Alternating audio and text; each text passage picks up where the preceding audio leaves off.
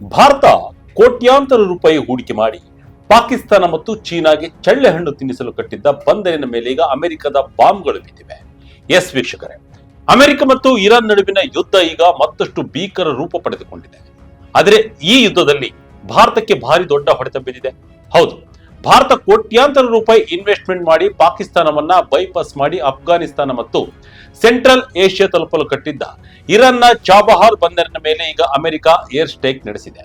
ಈ ದಾಳಿಯಲ್ಲಿ Chabahar ಬಂದರಿನ control tower ಸಂಪೂರ್ಣವಾಗಿ ಜಖಂಗೊಂಡಿದೆ.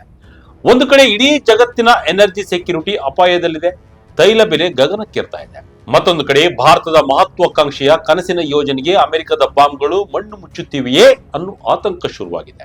ಇವತ್ತಿನ ಈ ವಿಡಿಯೋದಲ್ಲಿ ಅಮೆರಿಕ ಮತ್ತು ಇರಾನ್ ಯುದ್ಧದಿಂದ ಭಾರತಕ್ಕಾಗುತ್ತಿರುವ ನಷ್ಟವೇನು, ಚಾಬಹಾರ್ ಫೋರ್ಟ್ ಇಷ್ಟೊಂದು ಮಹತ್ವದಾಗಿದ್ದು ಯಾಕೆ, ಈ ಮಿಡಲ್ ಈಸ್ಟ್ ನಲ್ಲಿ ಸದ್ಯ ಏನೆಲ್ಲ ಆಗ್ತಾ ಇದೆ ಅನ್ನೋದನ್ನ ಕಂಪ್ಲೀಟ್ ಆಗಿ ನೋಡೋಣ ಬನ್ನಿ. ಚಾಬಹಾರ್ ಫೋರ್ಟ್ ಮೇಲೆ ಅಮೆರಿಕ ಭೀಕರ ದಾಳಿ. ಭಾರತ ನಿರ್ಮಿಸಿದ ಬಂದರಿನ ಕಂಟ್ರೋಲ್ ಟವರ್ ಧ್ವಂಸ. ಎಸ್ ವೀಕ್ಷಕರೇ, ಅಮೆರಿಕ ಇರಾನ್ ಮೇಲೆ ಸತತ 6ನೇ ರಾತ್ರಿಯೂ ಭೀಕರವಾದ ಏರ್ ಸ್ಟ್ರೈಕ್ ನಡೆಸಿದೆ. ಆದರೆ ಈ ಬಾರಿ ಅಮೆರಿಕದ ಟಾರ್ಗೆಟ್ ಮಾಡಿದ್ದು ಸಾಮಾನ್ಯ ಜಾಗವನ್ನಲ್ಲ.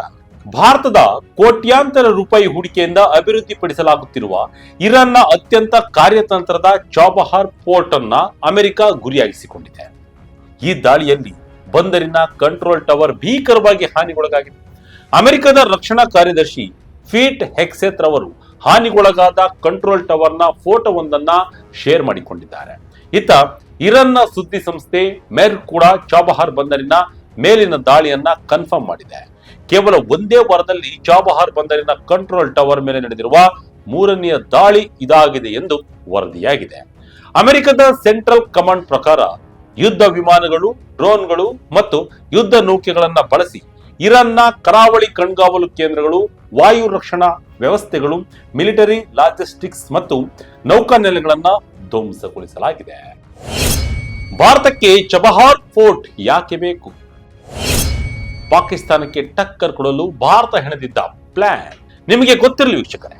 ಚಾಬಹಾರ್ ಬಂದರು ಭಾರತಕ್ಕೆ ಅತ್ಯಂತ ಮಹತ್ವದ ಮತ್ತು ಸ್ಟ್ರಾಟಜಿಕ್ ಪ್ಲೇಸ್ ಆಗಿದೆ.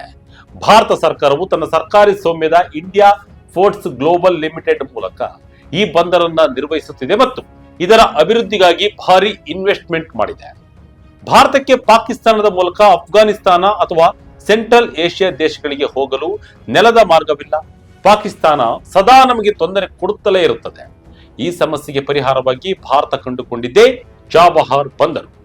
ಮುಂಬೈನಿಂದ ಸಮುದ್ರ ಮಾರ್ಗದ ಮೂಲಕ ನೇರವಾಗಿ ಇರಾನ್ನ ಚಾಬಹಾರ್ ಬಂದರಿಗೆ ಸರಕುಗಳನ್ನು ತಂದು ಅಲ್ಲಿಂದ ರಸ್ತೆ ಮತ್ತು ರೈಲು ಮಾರ್ಗದ ಮೂಲಕ ಅಫ್ಘಾನಿಸ್ತಾನಕ್ಕೆ ಸಾಗಿಸುವುದು ಭಾರತದ ಪ್ಲಾನ್ ಆಗಿತ್ತು. ಅಷ್ಟೇ ಅಲ್ಲ, ಇದು ಪಾಕಿಸ್ತಾನದಲ್ಲಿ ಚೀನಾ ಅಭಿವೃದ್ಧಿಪಡಿಸುತ್ತಿರುವ ಗ್ವಾದರ್ ಬಂದರಿಗೆ ಕೇವಲ 140 ಕಿಲೋಮೀಟರ್ ದೂರದಲ್ಲಿದೆ. ಚೀನಾದ ನೌಕಾನೆಲೆಗೆ ಕೌಂಟರ್ ಕೊಡಲು ಭಾರತಕ್ಕೆ ಈ ಚಾಬಹಾರ್ ಬಂದರು ದೊಡ್ಡ ಶಕ್ತಿಯಾಗಿತ್ತು.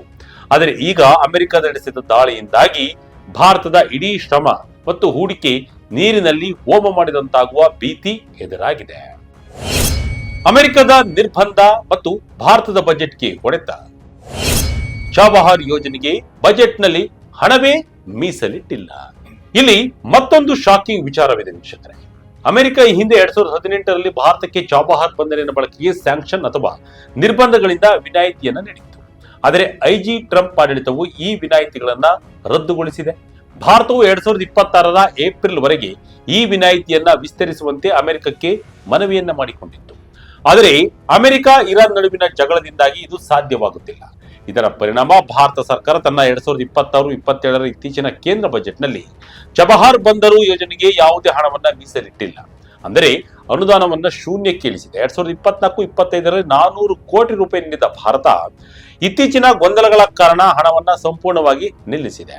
ಅಮೆರಿಕ ಸುಂಕದ ಸ್ಯಾಂಕ್ಷನ್ ಅನ್ನ ಹಾಕುವ ಸಾಧ್ಯತೆ ಇದ್ದಿದ್ದರಿಂದ ಭಾರತ ಚಾಬಹಾರ್ಗೆ ಶೂನ್ಯ ಅನುದಾನವನ್ನ ನೀಡುತ್ತಿತ್ತು. ಇದೇ ಕಾರಣಕ್ಕೆ ಭಾರತ ಚಾಬಹಾರ್ ಫೋರ್ಟ್ ನಿಂದ ನಿಧಾನವಾಗಿ ಹೊರಬರುತ್ತಿದೆಯೇ ಎಂಬ ಪ್ರಶ್ನೆಗಳು ಎದ್ದಿದ್ದವು. ಭಾರತ ತನ್ನ ಪಾಲಿನ ಸ್ಟೇಕ್ ಅನ್ನ ಇರಾನ್ನ ಕಂಪನಿಗೆ ವರ್ಗಾಯಿಸುತ್ತದೆ ಎಂಬ ವರದಿಗಳನ್ನ ಕೂಡ ನಾವು ನೋಡಿದ್ದೇವೆ. ಇದರ ಬೆನ್ನಲ್ಲೇ ಈಗ ಚಾಬಹಾರ್ ಬಂದರಿನ ಮೇಲೆ ಅಮೆರಿಕ ನೇರವಾಗಿ ದಾಳಿ ಮಾಡಿ ಧ್ವಂಸಗೊಳಿಸಿದೆ. ಮುಂದಿದೆ ತೈಲ ಗಂಡಾಂತರ. ಕೆಂಪು ಸಮುದ್ರವು ಬಂದ್, ಹಾರ್ಮುಜ್ ಜಲಸಂಧಿ ಮತ್ತೆ ಬಂದ್, ತೈಲ ಬೆಲೆ ಗಗನಕ್ಕೆ. ಈ ಯುದ್ಧ ಕೇವಲ ಭಾರತದ ಬಂದರಿಗೆ ಮಾತ್ರ ಸೀಮಿತವಾಗಿಲ್ಲ. ಇಂಟರ್ ನ್ಯಾಷನಲ್ ಎನರ್ಜಿ ಏಜೆನ್ಸಿ ಮುಖ್ಯಸ್ಥ ಫಾತಿಹ್ ಬಿರೋಲ್ ರವರು ಜಾಗತಿಕ ಇಂಧನ ಭದ್ರತೆಗೆ ದೊಡ್ಡ ಅಪಾಯ ಎದುರಾಗಿದೆ ಎಂದು ಎಚ್ಚರಿಸಿದ್ದಾರೆ. ಹಾರ್ಮುಜ್ ಜಲಸಂಧಿ ಮೂಲಕ ತೈಲ ಸಾಗಣೆ ಹೆಚ್ಚಾಗದಿದ್ದರೆ ಜಗತ್ತಿನಾದ್ಯಂತ ಪೆಟ್ರೋಲ್, ಡೀಸೆಲ್ ಕೊರತೆ ಎದುರಾಗಲಿದೆ ಎಂದು ಅವರು ಹೇಳಿದ್ದಾರೆ. ಸದ್ಯದ ಪರಿಸ್ಥಿತಿಯಲ್ಲಿ ಕೇವಲ 3 ಸರಕು ಹಡಗುಗಳು ಮಾತ್ರ ಹಾರ್ಮುಜ್ ಜಲಸಂಧಿಯನ್ನ ದಾಟಿವೆ. ಅಮೆರಿಕದ ದಿಗ್ಬಂಧನ ಮತ್ತು ಇರಾನ್ನ ದಾಳಿಗಳ ಭಯದಿಂದ ಹೆಚ್ಚಿನ ಹಡಗುಗಳು ಅರ್ಧ ದಾರಿಯಲ್ಲೇ ವಾಪಸ್ ಹೋಗುತ್ತಿವೆ. ಇದರಿಂದ ಕಚ್ಚಾ ತೈಲ ಬೆಲೆ ತೀವ್ರವಾಗಿ ಏರಿಕೆಯಾಗಿದ್ದು ಬ್ರೆಂಟ್ ಕ್ರೂಡ್ ಬೆಲೆ ಬ್ಯಾರೆಲ್ಗೆ $85 ದಾಟಿದೆ. ಇತ್ತ ಅಮೆರಿಕದ ಅಧ್ಯಕ್ಷ ಡೊನಾಲ್ಡ್ ಟ್ರಂಪ್ ಮಾತ್ರ ಅಮೆರಿಕ ಮತ್ತು ಇಸ್ರೇಲ್ ಜಂಟಿಯಾಗಿ ಇರಾನ್ ವಿರುದ್ಧ ಮೇಲುಗೈ ಸಾಧಿಸ್ತಾ ಇದೆ. ಶೀಘ್ರದಲ್ಲಿ ನಮ್ಮ ಹೋರಾಟದ ಫಲಿತಾಂಶ ಇಡೀ ಜಗತ್ತಿಗೆ ಕಾಣಿಸಲಿದೆ ಮತ್ತು ಹೇಳಿಕೆ ನೀಡಿದ್ದಾರೆ. ಇದರ ನಡುವೆ ಇರಾನ್ ಹೊಸ ಪ್ಲಾನ್ ಮಾಡ್ತಾ ಇದ್ದು ಆ ಕಡೆ ಹೌತಿಗಳ ಬೆಂಬಲವನ್ನ ಕೂಡ ಕೇಳ್ತಾ ಇದೆ. ಕೆಂಪು ಸಮುದ್ರದಲ್ಲಿಯೂ ತೈಲ ಪೂರೈಕೆಯನ್ನ ಬಂದ್ ಮಾಡಿ ಅಮೆರಿಕಕ್ಕೆ ಹೊಸ ಪಾಠ ಕಲಿಸಲು ಮುಂದಾಗಿದೆ. ಈ ಕಡೆ ಹಾರ್ಮುಜ್ ಜಲಸಂಧಿ, ಆ ಕಡೆ ಕೆಂಪು ಸಮುದ್ರ, ಎರಡರಲ್ಲೂ ತೈಲ ಸಾಗಣೆ ಬ್ಲಾಕ್ ಮಾಡಲು ಇರಾನ್ ಮುಂದಾಗಿದೆ. ಅಮೆರಿಕಕ್ಕೆ ಇರಾನ್ ಚಿಟ್ ಫಾರ್ ಟ್ಯಾಟ್ ತಿರುಗೇಟು. ಕುವೈತ್, ಜೋರ್ಡನ್, ಸಿರಿಯಾ ಮೇಲೂ ಇರಾನ್ ದಾಳಿ. ಇನ್ನೊಂದೆಡೆ ಅಮೆರಿಕದ ದಾಳಿಗೆ ಪ್ರತಿಯಾಗಿ ಇರಾನ್ ಕೂಡ ಭೀಕರವಾಗಿ ಪ್ರತ್ಯುತ್ತರ ನೀಡ್ತಾ ಇದೆ. ಕುವೈತ್ ಮೇಲೆ ಇರಾನ್ ದಾಳಿ ನಡೆಸಿತ್ತು. ಇರಾನ್ ನಡೆಸಿದ ದಾಳಿಯಿಂದಾಗಿ ಕುವೈತ್ನ ವಿದ್ಯುತ್ ಉತ್ಪಾದನೆ ಮತ್ತು ನೀರಿನ ಶುದ್ಧೀಕರಣ ಘಟಕಕ್ಕೆ ಬೆಂಕಿ ಬಿದ್ದಿದ್ದು ತೀವ್ರ ಹಾನಿಯಾಗಿದೆ. ಇರಾನ್ ತನ್ನ ಆಪರೇಷನ್ ಥಂಡರ್ ಅಡಿಯಲ್ಲಿ ಕುವೈತ್ನಲ್ಲಿರುವ ಅಮೆರಿಕದ ಮಿಲಿಟರಿ ನೆಲೆಗಳ ಮೇಲೆ ಡ್ರೋನ್ ದಾಳಿ ನಡೆಸಿರುವುದಾಗಿ ಹೇಳಿಕೊಂಡಿದೆ. ಜೋರ್ಡನ್ ಮತ್ತು ಸಿರಿಯಾದ ಮೇಲೂ ಇರಾನ್ ದಾಳಿ ನಡೆಸಿದ್ದು, ಜೋರ್ಡನ್ನಲ್ಲಿರುವ ಅಮೆರಿಕದ ಯುದ್ಧ ವಿಮಾನಗಳನ್ನ ಟಾರ್ಗೆಟ್ ಮಾಡಿ ಇರಾನ್ ಬ್ಯಾಲಿಸ್ಟಿಕ್ ಮಿಸೈಲ್ಗಳನ್ನ ಉಡಾಯಿಸಿದೆ. ಜೋರ್ಡನ್ ಸೇನೆ 3 ಮಿಸೈಲ್ಗಳನ್ನ ಹೊಡೆದುರುಳಿಸಿದೆ. ಸಿರಿಯಾದ ಅಲ್ ತನ್ಫ್ ಮಿಲಿಟರಿ ಬೇಸ್ನಲ್ಲಿರುವ ಅಮೆರಿಕದ ವಿಶೇಷ ಕಾರ್ಯಾಚರಣೆ ಕಮಾಂಡ್ ಸೆಂಟರ್ ಮೇಲೂ ಇರಾನ್ ದಾಳಿ ನಡೆಸಿದೆ. ಇರಾಕ್ ಮತ್ತು ಒಮನ್ ಮೇಲೂ ಇರಾನ್ ದಾಳಿ ನಡೆಸಿದ್ದು, ಇರಾಕ್ನಲ್ಲಿರುವ ಇರಾನ್ ಕುರ್ದಿಶ್ ಪ್ರತ್ಯೇಕವಾದಿ ಗುಂಪಿನ ಮೇಲೆ ನಡೆದ ದಾಳಿಯಲ್ಲಿ 9 ಜನರು ಸಾವನ್ನಪ್ಪಿದ್ದಾರೆ. ಒಮನ್ನಲ್ಲಿರುವ ಅಮೆರಿಕದ ಏರ್ ಕಂಟ್ರೋಲ್ ರಾಡರ್ ಅನ್ನು ಕೂಡ ಧ್ವಂಸಗೊಳಿಸಿರುವುದಾಗಿ ಇರಾನ್ನ ರೆವಲ್ಯೂಷನರಿ ಗಾರ್ಡ್ಸ್ ಕ್ಲೈಮ್ ಮಾಡಿದೆ. ಇರಾನ್ನಲ್ಲಿ ಅಮೆರಿಕ ನಡೆಸಿದ ದಾಳಿಯಲ್ಲಿ ಇವರಿಗೆ 38 ಜನರು ಸಾವನ್ನಪ್ಪಿದ್ದು 400ಕ್ಕೂ ಹೆಚ್ಚು ಜನರು ಗಾಯಗೊಂಡಿದ್ದಾರೆ ಎಂದು ಇರಾನ್ ಆರೋಗ್ಯ ಸಚಿವಾಲಯ ತಿಳಿಸಿದೆ. ಪರಿಸ್ಥಿತಿ ತೀರಾ ಹದಗೆಡುತ್ತಿರುವುದನ್ನು ಕಂಡು ಚೀನಾ ಮತ್ತು ಪಾಕಿಸ್ತಾನ ದೇಶಗಳು ಜಂಟಿಯಾಗಿ ಅಮೆರಿಕ ಮತ್ತು ಇರಾನ್ ತಕ್ಷಣವೇ ಮಾತುಕತೆ ನಡೆಸಿ ಕದನ ವಿರಾಮ ಘೋಷಿಸಬೇಕೆಂದು ಮನವಿ ಮಾಡಿಕೊಂಡಿವೆ. ಆದರೆ ಟ್ರಂಪ್ ಮಾತುಕತೆಗೆ ಸದ್ಯಕ್ಕೆ ರೆಡಿ ಇಲ್ಲದಂತೆ ಕಾಣ್ತಾ ಇದ್ದು ಯುದ್ಧ ಕಂಟಿನ್ಯೂ ಆಗೋದು ಪಕ್ಕಾ ಎನ್ನಲಾಗ್ತಿದೆ. ಒಟ್ಟಿನಲ್ಲಿ ಅಮೆರಿಕ ಮತ್ತು ಇರಾನ್ ನಡುವಿನ ಈ ಭೀಕರ ಸಂಘರ್ಷ ಕೇವಲ 2 ದೇಶಗಳಿಗಷ್ಟೇ ಸೀಮಿತವಾಗಿಲ್ಲ. ಭಾರತ ಕೋಟಿ ಹಣ ಸುರಿದು ಕಟ್ಟಿದ ಚಾಬಹಾರ್ ಬಂದರು ಈಗ ಅಮೆರಿಕದ ದಾಳಿಗೆ ಸಿಲುಕಿ ತತ್ತರಿಸ್ತಾ ಇದೆ. ಇರಾನ್ ಮೇಲಿನ ದಾಳಿಗಳು ಮುಂದುವರೆದರೆ ತೈಲ ರಫ್ತು ಮಾಡುವುದನ್ನು ಸಂಪೂರ್ಣವಾಗಿ ನಿಲ್ಲಿಸುವುದಾಗಿ ಇರಾನ್ ಎಚ್ಚರಿಸಿದೆ. ಭಾರತದ ಆರ್ಥಿಕತೆಯ ಮೇಲೂ ಭಾರಿ ಪರಿಣಾಮ ಬೀರಬಹುದು.